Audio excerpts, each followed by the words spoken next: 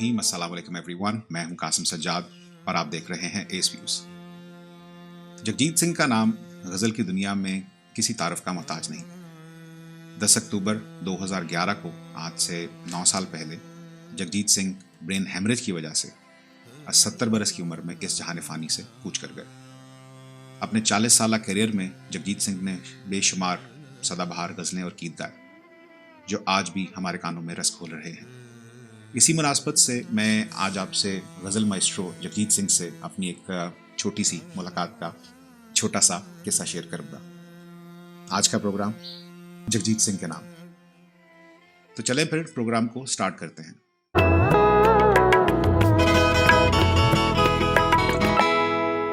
ہارون الہی میرے ایک بہت اچھے دوست ہیں اور ابھی حال ہی میں انہوں نے چین سے سائبر اسپیس سیکیورٹی میں ڈاکٹریٹ کی ہے. میں اور ہارون دونوں ہی اچھی موسیقی کے دل دادا ہیں جس میں ریگولر میوزک کے ساتھ ساتھ سیمی کلاسیکل، غزل، ٹھمری، صوفی، فوک اور قوالی بھی شامل ہیں. ایون دو کافی سالوں سے ہم نے کسی قسم کی کوئی بھی موسیقی کی محفل اکٹھے اٹینڈ نہیں کی، مگر 20 فروری 2004 کی وہ سرد اور یادگار شام آج بھی میری یادداشت میں ویسے ہی تازہ ہے جیسے کل کی بات ہو. ہارون اور میں ایک ہی آفس میں جاب کرتے تھے. آفس سے واپسی پر کافی کا پروگرام بنا تو ہم کافی پینے چلے گئے. راستے میں گاڑی میں جگجیت سنگھ کی غزل چل رہی تھی.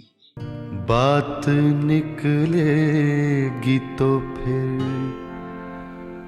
دور تلک جائے گی.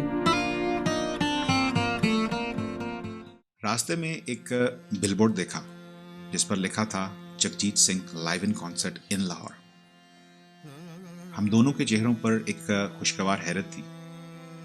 ڈیٹیل چیک کی تو پتا چلا کہ جگجیت سنگھ کا کانسرٹ تو آج شام 7 بجے ایچیسن کالج کے اوپن ایئر تھیٹر میں ہے اور اس کی ٹکٹس جو ہیں وہ ایج کریم بخش لبرٹی مارکیٹ سے اویلیبل ہیں. شام کا کوئی 5:30 کا وقت ہوگا. ہم کافی شافی بھول کر سیدھے لبرٹی مارکیٹ ایج کریم بخش پہنچ گئے تو پتہ چلا کہ ٹکٹ جو ہے وہ 3,000 اور 5,000 کی مالیت کا ہے. اتنے پیسے تو خیر ہم دونوں کے بس میں لا کر بھی نہیں تھے اور ویسے بھی مہینے کا آخر سر پر تھا. میرے پاس ایک کریڈٹ کارڈ تھا جو میں نے کچھ عرصہ پہلے بنوایا تھا. اس پر میں نے ٹکٹ پرچیز کرنے کی کوشش کی مگر ہمیں بتایا گیا کہ کچھ ٹکٹس اویلیبل ہیں مگر کریڈٹ کارڈ کی بجائے صرف اور صرف پیور کیش پہ ملیں گے. ہمارے لیے یہ رقم اس وقت کافی زیادہ تھی اور کانسرٹ شروع ہونے میں بھی کافی کم وقت رہ گیا تھا. ہم دونوں کو کانسرٹ اٹینڈ کرنے کا چانس اپنے ہاتھ سے جاتا ہوا نظر آ رہا تھا. پھر پتہ چلا کہ جگجیت سنگھ کا ایک اور کانسرٹ بھی ہے جو کہ اواری ہوٹل لاہور میں ہے اور اس کی ٹکٹ 10,000 روپے کی مالیت کی ہے. یہ اماؤنٹ تو خیر ویسے ہی ہمارے بجٹ سے بالکل ہی باہر تھی. کافی دوستوں کو فون کیا کہ شاید کوئی صورت نکل آئے مگر ویسے بھی ویکنڈ تھا اور اتنی جلدی کسی کا آنا بھی مشکل تھا. پھر مجھے اپنے ایک ایکس کالیگ کا خیال آیا جو لبرٹی مارکیٹ کے قریب کسی کمپنی میں اکاؤنٹس کی جاب کر رہے تھے. خوش قسمتی سے وہ ابھی دفتر میں تھے اور کلوزنگ کر رہے تھے. ویسے تو خیر آخر ان کے پاس بھی نہیں تھے مگر کافی سوچ بچار کے بعد اپنے مینیجر کی اجازت سے انہوں نے ہمیں کمپنی کے پیٹی اکاؤنٹ سے 6,000 روپے دے دیے. میں اور ہارون سیدھے ایج کریم بخش لبرٹی مارکیٹ پہنچ گئے. ٹکٹس بھی کافی گنی چنی رہ گئی تھیں مگر بھلا ہو وہ ٹکٹ کاؤنٹر والے کا جس نے 2 ٹکٹیں ہمارے لیے رکھ لی تھیں. 3,000 کی ٹکٹ سائڈس پر بیٹھنے والوں کے لیے تھی اور 5,000 کی ٹکٹ بالکل سینٹر اسٹیج کے سامنے یعنی کہ بالکل سامنے والی سیٹس پر بیٹھنے کے لیے تھی. یہ سارا معاملہ تقریباً 1.5 گھنٹے میں مکمل ہوا اور ہم 5 منٹ کم 7 بجے اوپن ایئر تھیٹر کے بالکل سامنے تھے. ٹکٹ چیکر بھی کوئی بھلا آدمی تھا. اس نے ہمیں 3,000 کی ٹکٹ پر 5,000 والی جگہ پر بٹھا دیا. کچھ دیر بعد جگجیت سنگھ صاحب تشریف لائے جن کا اہل لاہور نے والہانہ استقبال کیا.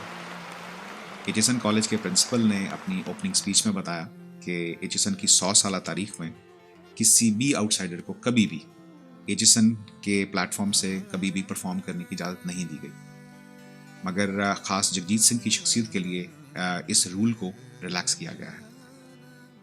شام کا آغاز جگجیت سنگھ نے اپنی ایک مشہور غزل سے کیا۔ ٹھکرا اب کے پیار کرو میں نشے میں ہوں، جو چاہو میرے یار کرو۔ اور ایسے لگتا تھا کہ شاید پہلی ہی غزل میں ہمارے سارے پیسے پورے ہو گئے ہوں۔ ایک کے بعد ایک اعلیٰ غزل نے زندہ دلانے لاہور کے دل مو لیے۔ وہ کاغذ کی کشتی، وہ بارش کا پانی، آج پھر دل کو ہم نے سمجھایا۔ ہم ایسے محو تھے کہ جیسے کسی ٹرانس میں آ گئے ہوں، اور جانے کا وقفے کا ٹائم ہو گیا۔ اناؤنسمنٹ ہوئی کہ جگجیت سنگھ کی سماحی عمری پر شائع کتاب، جس کا نام beyond time the ایجلیس music of Jagjit Singh ہے، خریدنے کے لیے اویلیبل ہے، اور خریدنے والے کو جگجیت سنگھ پرسنلی ملیں گے اور آٹوگراف بھی دیں گے۔ جگجیت سنگھ سے ملنے کا یہ موقع میں مس نہیں کرنا چاہتا تھا۔ میں کتاب خریدنے اور جگجیت سنگھ سے ملنے بیک سے چلا گیا۔ کتاب خریدی جو اس وقت 2000 روپے میں ملی، اور پھر مجھے جگجیت سنگھ کے پاس لے جایا گیا۔ ان کی شخصیت کو میں نے ایک بہت ہی ہمبل اور کافی ڈاؤن ٹو ارتھ پایا۔ انہوں نے مجھے بالکل محسوس نہیں ہونے دیا کہ میں کہیں کسی بہت بڑے سپر اسٹار سے مل رہا ہوں۔ ان سے ہاتھ ملایا، انہوں نے آٹوگراف دینے کے لیے مجھ سے میرا نام پوچھا، اور میں نے نام بتانے کے بعد ریکویسٹ کی کہ آٹوگراف پر کوئی اپنی پسند کا شعر لکھتے ہیں۔ تو مسکراتے ہوئے پنجابی میں کہنے لگے، پہلے صفحے پہ لکھے آیا شعر۔ خیر زیادہ ٹائم نہیں تھا، مگر پھر بھی ان سے کچھ دیر بات کرنے کا موقع ملا۔ جگجیت سنگھ کی آٹوگراف والی کتاب 16 برس سے زائد عرصہ گزرنے کے باوجود آج بھی میری پرسنل کلیکشن کا حصہ ہے۔ وقفے کے بعد فرمائشی پروگرام شروع ہوا، اور ہم دوبارہ جگجیت سنگھ کی مدر غزلوں میں ہو گئے۔ حیات یک لخت آئی اور شباب آہستہ آہستہ۔ درمیان میں لطیفے بھی سناتے رہے۔ بھی گئی 5-6 دن کے لیے باہر، مائکے گئی پیرنٹس کے یہاں، تو ہسبینڈ اکیلا بیٹھا گھر میں۔ اس نے کیا کیا، ایک دیوار پہ بیوی کی تصویر لگائی اور دور سے اس پہ چکو پھینک رہا ہے،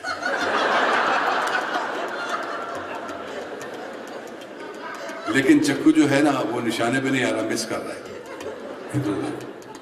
اتنے میں فون آیا، ڈارلنگ کیا کر رہے ہو؟ بولتا nothing darling, I am missing you. اور پھر پنجابی کا تڑکا بھی لگایا۔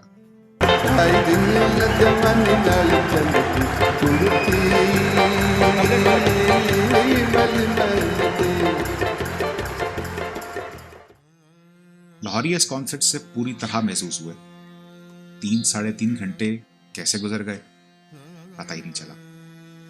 ونس مور کے نعرے کانسرٹ انتظامیہ کے سامنے نہ چل سکے، اور کانسرٹ کو ختم کر دیا گیا۔ کانسرٹ کا سحر ہم پر کافی دنوں تک طاری رہا۔ میں نے پرسنلی کافی بعد میں کوشش کی کہ میں کہیں دوبارہ کہیں بھی جگجیت سنگھ کا کانسرٹ اٹینڈ کر سکوں، مگر اس کا موقع نہیں مل سکا۔ اور یہ کانسرٹ اور جگجیت سنگھ سے ملاقات پہلی اور آخری ثابت ہوئی۔